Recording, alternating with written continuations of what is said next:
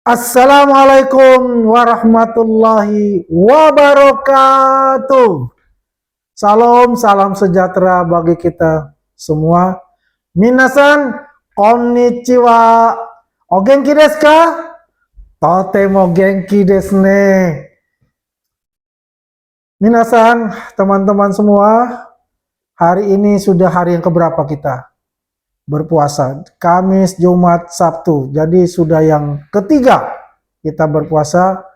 Semoga amal ibadah puasa kita diterima Allah Subhanahu wa taala. Amin ya rabbal alamin.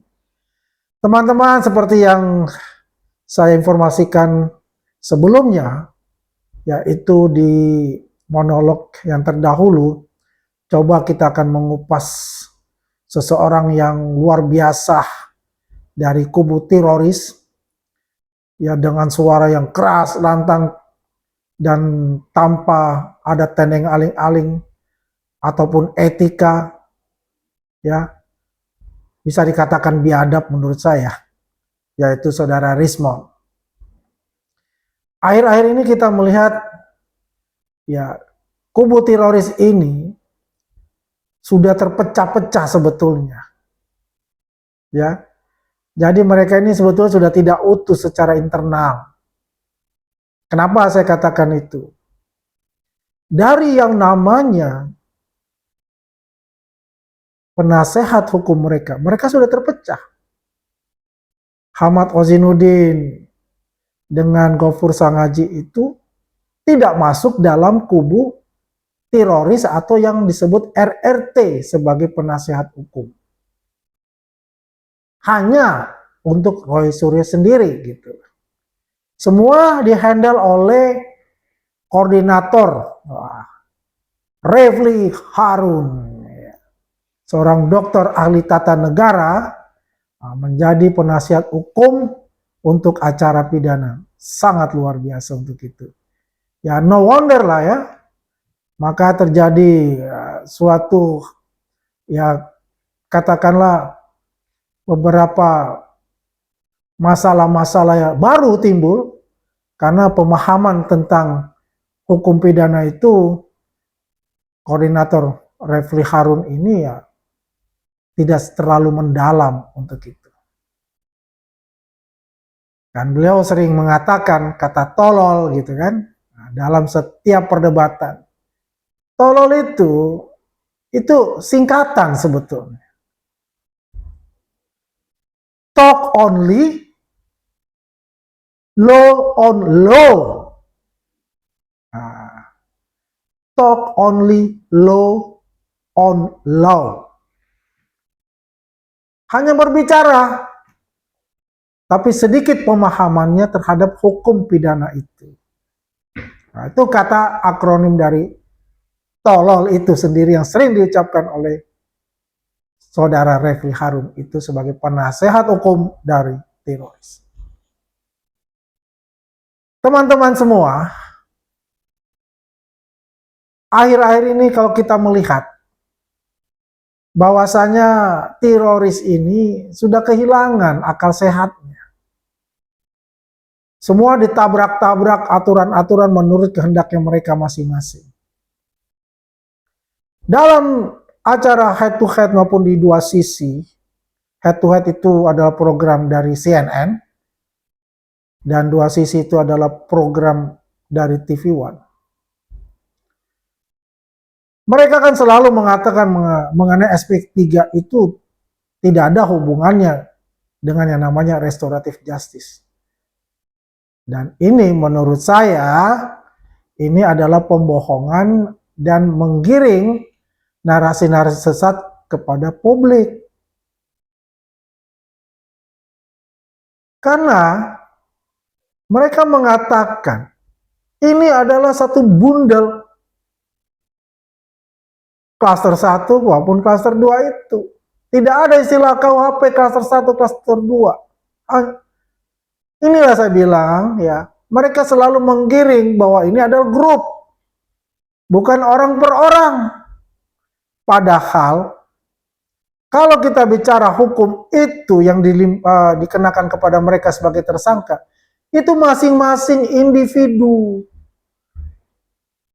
Kalau ada satu yang meminta RJ, apakah semua dipenuhi? Enggak juga. Masing-masing harus mengajukan RJ.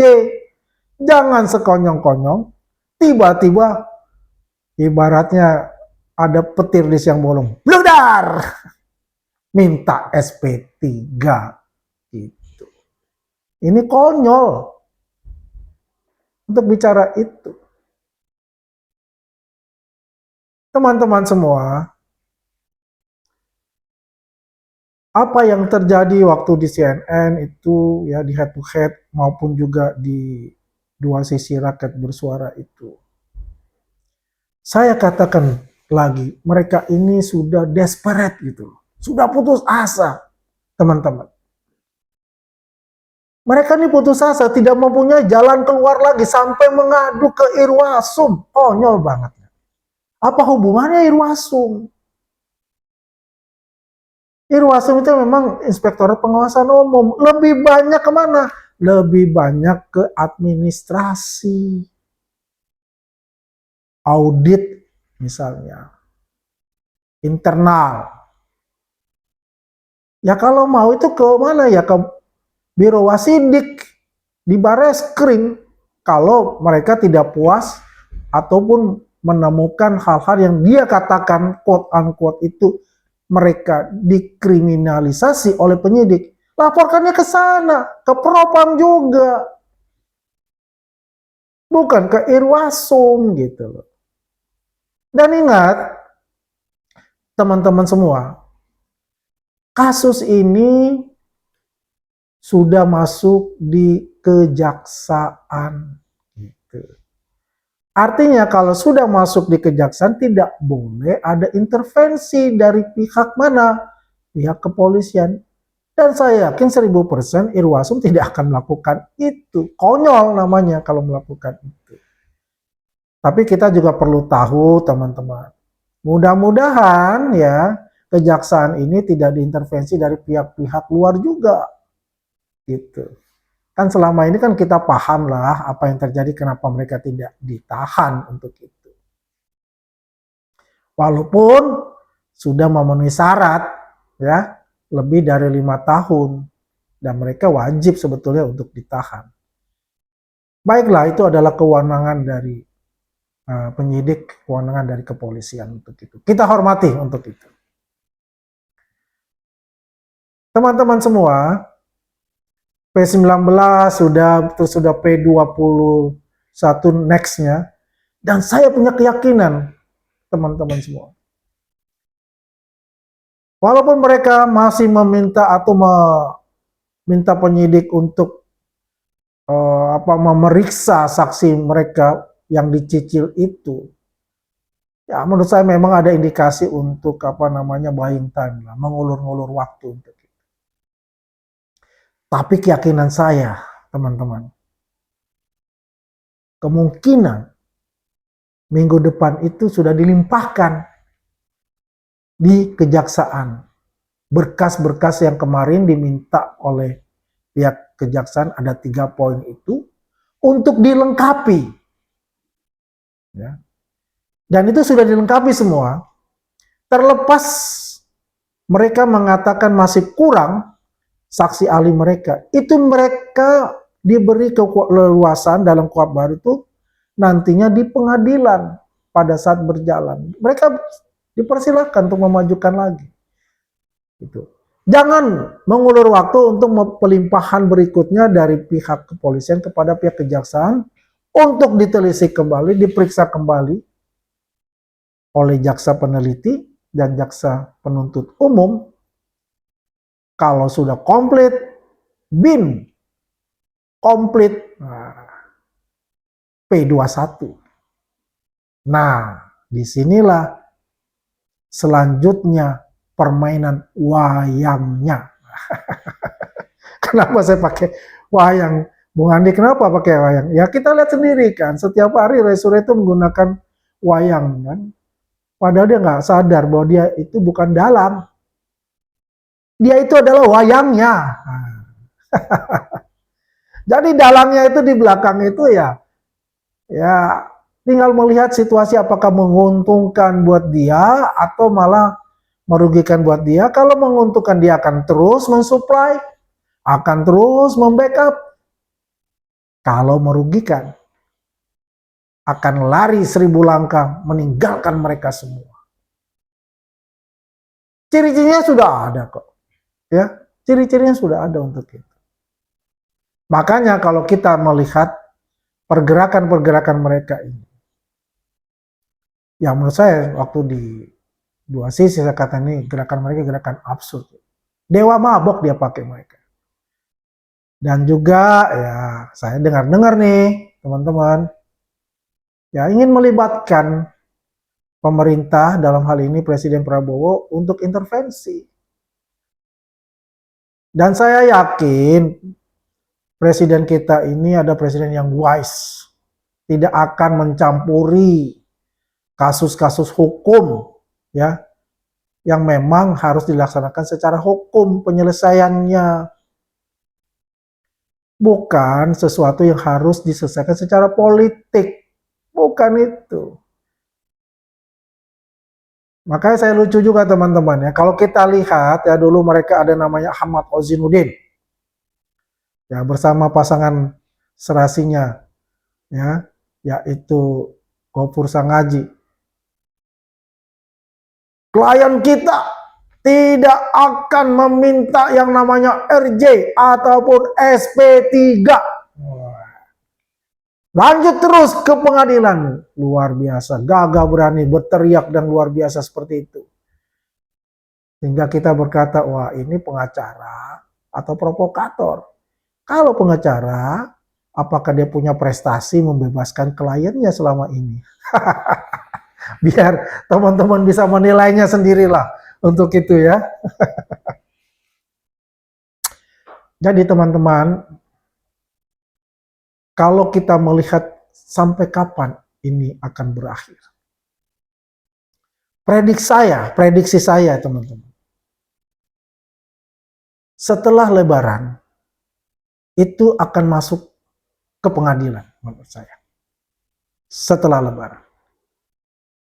Insya Allah minggu depan bisa diberikan itu yang namanya pelengkap itu, yang P19, berkas-berkas semuanya komplit, diserahkan kembali kepada kejaksaan.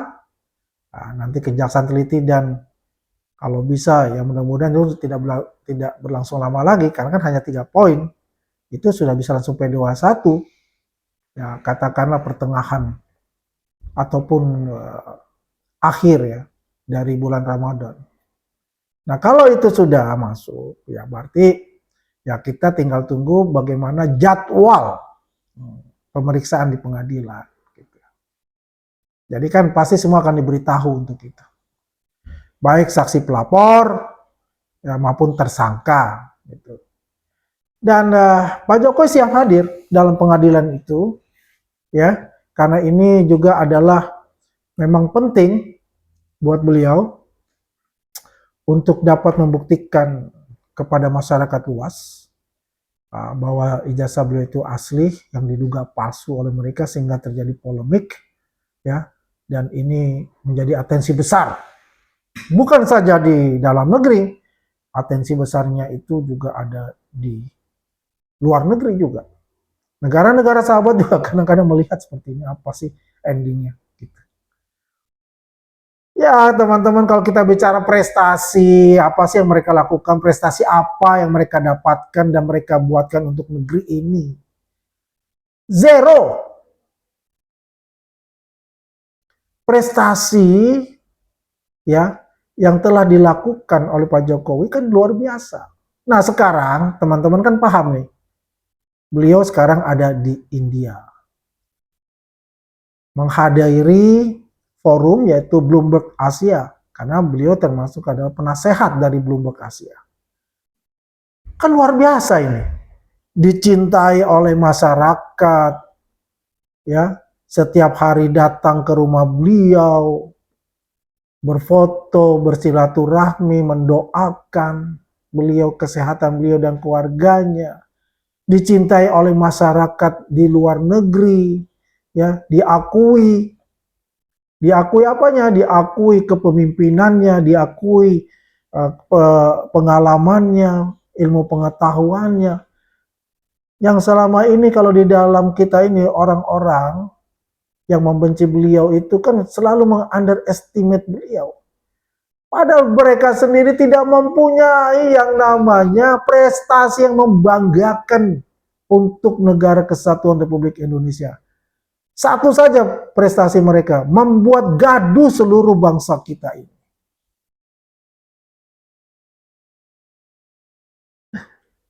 Jadi ingat juga tuh ada yang mengusulkan, ya kemarin kan ada kandidat capres yang gagal itu diusulkan jadi oleh siapa ya? Oleh Tifa ya, untuk menjadi namanya apa? Sekjen PBB. Wah, hebat banget. Emang punya prestasi. Ayo kasih tahu, nanti tulis di kolom komentar prestasinya apa. Ya, semakin hari artinya kebenaran itu memberikan jalan terbuka. Sekondangnya dia ya, kayak Bonatua. Awalnya saya ingat itu saya bertemu di Rakyat Bersuara. Pengamat kebijakan publik dan selalu bersama-sama dengan siapa? Michael Sinaga itu, ya, kemana-mana. Jangan-jangan bohirnya Michael Sinaga juga ya. Itu dugaan. Ya. Jadi saya juga mengatakan apa yang dia lakukan untuk mendapatkan ijazah, fotokopi ijazah Pak Jokowi dari institusi instansi negara, ya, dari KPU Solo sampai di KPU pusat, dan sampai juga ya berperkara di KIP, dan Bonatua merasa bahwa dia menang di KIP itu, ya, untuk mendapatkan ijazah fotokopi yang selama ini itu ditutupi menurut mereka. Ada 9 poin ditutupi oleh mereka. Itu terbuka semua. Memang seharusnya terbuka, gitu loh. Dan ya saya katakan kita tidak berbantahan untuk itu. Tapi itu justru saya bilang katakan tadi. Kebenaran telah menunjukkan jalannya walaupun sedikit demi sedikit. Teman-teman kan bisa melihat apa yang dibawa Bonatua itu akhirnya apa? Fotokopinya semuanya sama, semuanya identik. Ada legalisir ijazahnya yang dikeluarkan oleh UGM dan ditandatangani oleh authorized signature, yaitu pejabat pada saat itu yang berwenang menandatangani fotokopi legalisir ijazah itu. Fotokopi legalisir ijazah itu identik dan sama dengan aslinya yang hanya punya satu orang yang memiliki ijazah itu. Tidak ada lagi ijazah duplikat, nggak ada untuk itu. Nah sekarang narasi yang dibuat bahwasanya fotokopi ijazah itu bermacam-macam tipenya, ada 6 macam tipenya. Ini penyesatan lagi. Kenapa penyesatan? Ya, sekarang dicari-cari form size-nya. Kan lucu format size-nya. Yang namanya fotokopi ya bisa dikecilin, bisa dibesarkan. Ya kan? Coba 2014 yang ijazah dipakai itu ternyata fotokopi kan dari analognya, ya. Jadi artinya itu sesuatu yang biasa. Yang penting itu tidak merubah substansi dari jasa itu. Yang kedua, 2019 mereka selalu mengatakan, wah ini yang paling benar, ini proporsional dan sebagainya dan sebagainya. Padahal itu memang harus seukuran seperti itu. Karena apa? Karena di-upload di website KPU. Kalau 2014 pakai sistemnya manual, 2019 sistemnya sudah yang namanya digital. Itu. Jadi pusing sendiri mereka mau cari mana ini exitnya. Akhirnya penyerangan pribadi yang dilakukan. Kalau kita balikin, dia bilang, wah saya ini diserang secara pribadi terus, terutama dari Andi Aswan itu. Ya, ya kan dokter Tifa itu kan selalu mengatakan itu. Saya selalu diserang secara pribadi. Padahal dia juga sering sekali menyerang secara pribadi kepada kita. Saya dikatakan simpanse, saya dikatakan monyet, itu nggak masalah buat saya selama itu masih dalam konteks kita berdebat, berargumen, silakan saja, karena publik yang menilai untuk kita. Tapi memang kesabaran orang itu kan juga ada batasnya. Ya kadang-kadang juga, mohon maaf, saya juga kadang-kadang juga marah untuk itu. Gitu. Ya tapi itulah, namanya juga manusia untuk itu. Dan saya selalu kalau begitu ya saya sadar dan saya akan minta maaf. Tapi kan teman-teman bisa lihat kan ketika saya menjulurkan tangan mengatakan ya minta maaf kalau saya ada ini katakanlah, tapi kan nggak mau. Itu kan suatu hal yang biasa dalam suatu argumentasi, dalam suatu perdebatan. Kalau kita lihat di dalam partai politik internalnya itu luar biasa, asbak itu bisa berterbangan itu. Tapi setelah diputuskan, setelah selesai dalam rapat itu, keluar pun tidak ada, no hard feeling untuk itu. Suatu hal yang biasa saja. Ya itulah makanya orang itu terlihat bagaimana kesiapan dan kematangan itu, ya seseorang itu terbentuk bukan sesuatu yang sekonyong-konyong, karena ada perjalanan dalam hal berorganisasi itu. Itulah kematangan seorang organisatoris. Perlu ada untuk itu. Ya teman-teman semua. Jadi kembali lagi, apakah sinetron, saya katakan quote unquote, ijazah asli dituduh palsu mereka ini kapan sih akan selesai? Banyak tuh teman-teman ya subscriber yang juga menanyakan itu, kapan nih Mas Andi ini akan selesai? Kapan Suryo ini akan dikerangkeng gitu kan? Kapan nih dan kapan nih? Memang kapasitas kita itu tidak bisa menekan apapun itu. Itu ada wewenang semua dari aparat penegak hukum. Cuman kan kita juga bisa mempelajari masing-masing karakter tiga orang ini. Saya katakan tiga-tiganya bermasalah. Masalah akademis, masalah kepribadian, ya. Masalah-masalah sebelumnya kan banyak sekali. Ya, substansif yang mesti dibicarakan sebetulnya bukan masalah ijazah asli dituduh palsu oleh mereka ini. Karena dari bulan Desember sampai ke April ketika Pak Jokowi itu melaporkan 30 April itu belum ada yang namanya penelitian oleh mereka.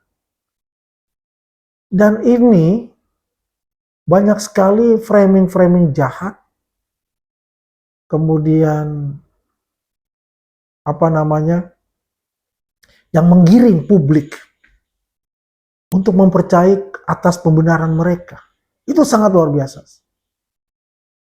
Dan banyak, bukan hanya rakyat biasa, tapi banyak akademisi yang juga terkena framing mereka. Karena mereka merasa bahwa mereka adalah seorang doktor, mereka ini adalah ahli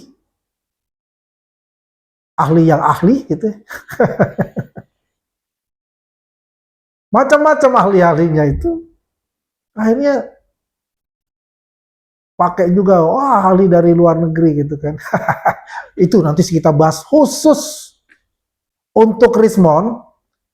kita akan bahas mengenai ijazah beliau dan tindak tanduk saudara Rismond itu. Tapi secara general kita bicarakan itu dulu. Framing-framingnya itu luar biasa. Gantung Jokowi, adili Jokowi. Nah, sebetulnya peristiwa yang pertama itu bukan masalah ijazah asli yang dituduh palsu oleh Jokowi, oleh mereka. Ijazah asli Pak Jokowi yang dituduh palsu oleh teroris ini. Bukan itu. Yang dilakukan mereka itu adalah secara personalnya Pak Jokowi dan keluarganya. Adili Jokowi bunuh macam-macam. Nah, ketika itu mereka datang, karena mereka kan berpatokan kepada bukunya Bambang Tri ini sama si Suginur. Ya, inilah guru besar mereka nih. Dalilnya yang selalu dipakai kan itu. Ada dua anak bangsa yang dikriminalisasi so on. Itu yang dia buka. Nah, ketika mereka masih bersatu. Ya kan? Sekarang mereka ini kan sudah terpecah. Nggak pernah kedengeran lagi nih dalam minggu ini yang namanya klaster 1 itu teriak-teriak ya. Biasanya udah teriak-teriak juga tuh. Apa mereka kicep semua? Ya. Karena mereka sekarang terbelah lah. Klaster 1 ya itu masih Hauzinuddin ya. Ya masih grup-grupnya TPUA lah pengacaranya kan. Nah kalau pengacaranya yang dia katakan pengacaranya teroris ini koordinatornya adalah Refli Harun ya, terus ada Jamada Girsang ya, kemudian ada Taufik yang di Solo itu ya, dan teman-temannya lah untuk itu. Jadi terpisah itu mereka semua. Nah, sementara ini yang banyak tampil ini kan teroris semua ya kan, ya, jadi ya banyak lah yang tampil itu adalah dari koordinatornya yaitu Refli Harun. Biar bagaimanapun mau pakai A, mau pakai B, mau pakai C ya kalau kebenaran itu pasti akan keluar dengan sendirinya. Sebetulnya itulah permasalahannya, teman-teman. Bukan permasalahan yang sekarang dia katakan membuat buku itu. Jokowi's White Paper, Rismond Endgame, the next Rismond Endgame ya. Dia bikin Gibran Endgame tidak lulus SMA itu sangat tendensius. Karena itu penggiringannya itu berita-berita bohong betul isinya. Karena kalau kita bicara buku yang namanya Gibran Endgame tidak lulus SMA, itu berarti bodoh sekali. Karena dia tidak paham yang namanya kurikulum di Singapura itu. Secondary school itu. Di Malaysia pun tuh nggak ada SMP SMA kelas 1, 2, 3, 4, 5. Nah di secondary school nggak ada SMP SMA. Ya kan? Ada O level, ya kan? Ada A level, ya itu aja. Masa mau dipaksakan harus punya ijazah SMA? SMA itu kan di Indonesia, maka jangan disamakan pemikirannya itu ya sama dengan yang ada di Singapura atau yang ada di Commonwealth countries. Berbeda total untuk itu. Ya gimana sih? Katanya kuliah di mana? Yamaguchi. Aduh, tololnya kemana juga ya? Berat juga emang kita. Ya, ada orang yang merasa hebat, pintar, akhirnya didewa-dewakan. Gak taunya sih bodong isinya. Jadi, selama ini kita memang ini hampir setahun. Bagaimana arogansi dari Rismond menjelek-jelekan mantan Kapolri, menjelek-jelekan institusi, menjelek-jelekan institusi kepolisian, menjelek-jelekan juga institusi negara, ya. Mendikdasmen, KPU, luar biasa, gitu. merasa paling hebat, padahal bahasanya aja tuh nggak ada etikanya berbicara gitu loh. Kayak preman gitu loh. Banyak yang sudah kesel untuk itu sebetulnya. Tapi kan kita ini adalah anak bangsa yang taat hukum. Anak bangsa yang menjunjung etika dan moralitas. Nah, kita tidak akan melakukan hal seperti itu. Tapi yang jelas, teman-teman, kita optimis bahwasanya P21 insya Allah minggu depan ya pemberkasan dilimpahkan ke Kejaksaan Kejati DKI Jakarta oleh Polda Metro Jaya. Kita berharap setelah Lebaran ya itu P21 sudah keluar dan kemudian lanjut ke sidang pengadilan. Babak baru di sidang pengadilan kita bisa melihat apa yang selama ini dia katakan, dia glorifikasikan mengenai barang bukti yang mereka punya. Dan Akhlul yakin, saya katakan, mereka tidak mempunyai barang bukti. Karena yang selama dia bilang katakan ijazah itu asli, baru dia dapat sebulan yang lalu. Sebelumnya tidak punya mereka, gitu. Ya, dan itu sudah terbantahkan karena ada teman Pak Jokowi yang bersama-sama lulus dengan Bambang itu, Pak Bambang, almarhum Pak Bambang itu yang sekarang ijazahnya dipegang oleh teroris ini, sama-sama lulus, walaupun angkatannya dia 79 Pak Bambang ini.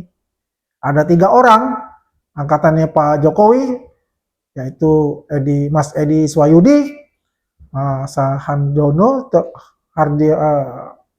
Hardiono ya, Hardiono, terus juga Ibu Andini. Artinya apa? Terbantahkan itu. Nah, dia balik lagi sekarang. Andi Aswan itu pembohong. Itu jasa Jokowi itu palsu. Tidak ada yang namanya emboss, tidak ada yang namanya watermark, tidak ada yang namanya lintasan di jas hitam. Balik lagi 6 bulan yang lalu yang selalu dia dengung-dengungkan. Ternyata digelar perkara khusus, mereka melihat semua. Terdiam mereka semua. Tapi ya setelah itu press conference berubah 360 derajat. Baik, teman-teman, kita pantau terus pergerakan-pergerakan dari mereka. Mereka ini ibaratnya virus. Insya Allah Andi Aswan mempunyai antidot virus itu. Doakan kami selalu pejuang-pejuang kebenaran, ya teman-teman. Karena saya rasa tidak ada suatu perjuangan tanpa bantuan teman-teman semua. Dan bisa diinfokan kepada rekan-rekan yang lain untuk subscribe catatan Andi Aswan ini. Jangan lupa juga nyalakan notifikasinya dan kita memberikan informasi update terus-menerus kepada teman-teman melalui catatan Andi Aswan ini. Dan dukung terus kebenaran itu, bahwa kebenaran itu adalah nyata, kebenaran itu akan menang melawan kezaliman. Demikian dari catatan Andi Aswan. Sehat-sehat selalu. Sampai berjumpa. Untuk nanti saya akan membahas sendiri khusus untuk Rismon, ijazahnya dia dan sebagainya. Jangan lupa subscribe dan terus menonton di YouTube catatan Andi Aswan. Domo arigatou gozaimashita. Mata aimasho. Sayonara.